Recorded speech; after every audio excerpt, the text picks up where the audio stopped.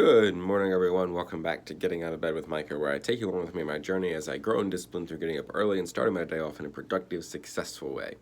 So today is Monday, beginning of the week, launching back into it and everything. Today is a bit different, very different.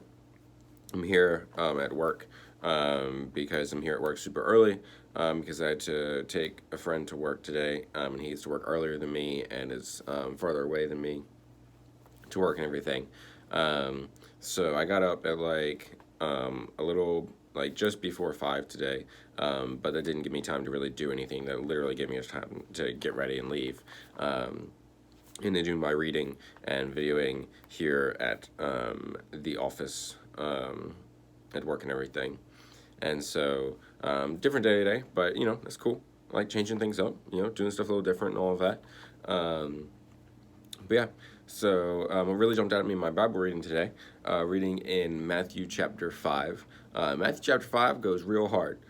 Jesus is kind of just like teaching, and he's like setting a whole lot of hardcore stuff here.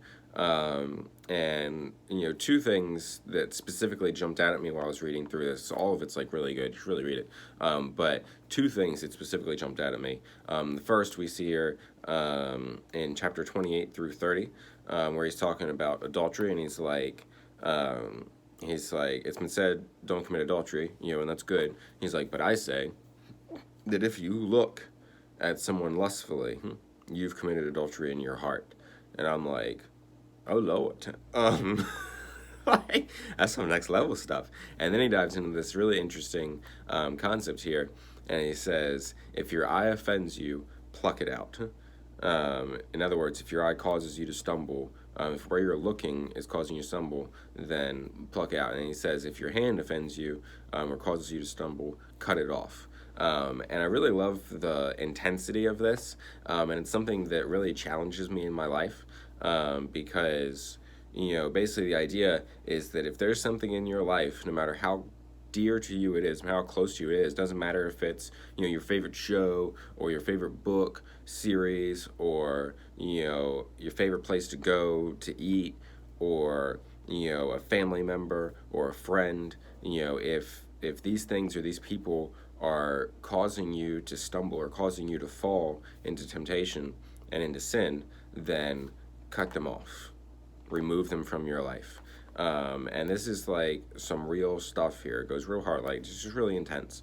And a great challenge because that hurts. It can be real hard to cut things out of your life or cut things out of my life. It's real hard for me oftentimes to cut things out of my life that I know are causing me to fall or causing me to stumble or setting me up to fail. But I like them, and so it can be real difficult sometimes. But it's super important, because as long as I allow those things to influence my life, then they'll continuously be pulling me in the wrong direction. The other thing that really jumped out at me in this, reading in verse 38 through 42, we see here him talking about, he says, it's been said before, an eye for an eye. He's like, but I say that if someone smacks you on the right side of your face, give them the left side. And he's like, and if someone, sues you to take your tunic, give him your cloak too. And if someone makes you walk a mile with them, walk 2 miles. And I find this concept really interesting, that the idea here, I feel like, is instead of combating when people try and, take things from you and try and get from you, and instead of trying to combat them, recognize the brokenness and the lost nature in that, and take this as an opportunity to express Jesus' love to them. And when they try and take something from you, give them something on top of it. And this is just a really interesting concept to me, and something that I feel like is continuously developing in my life and my understanding of this, and my ability to apply it. It's developing, but to take these opportunities in life, and instead of taking things as negative and taking things as a drain from my life, instead take it as an opportunity and see it as a time that I can invest love to people, because this is what really challenges people. When people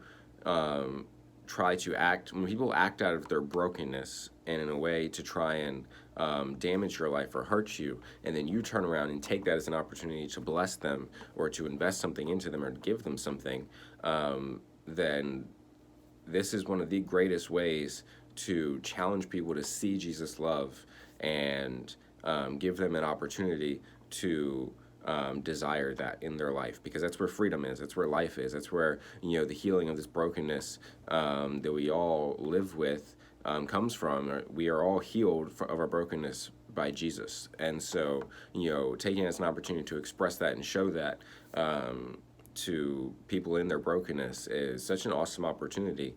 But it requires us to be willing to not only not be just angry at them for trying to hurt us, but also wanting to give to them even though they tried to hurt us.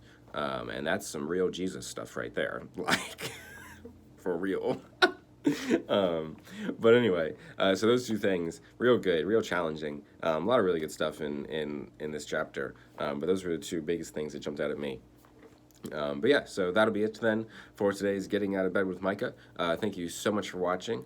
Be sure to like, comment, and subscribe. And always remember that you are important, that you are valuable, that you matter, that Jesus loves you, and so do I. And I'll see you next time. Toodaloo. Bye.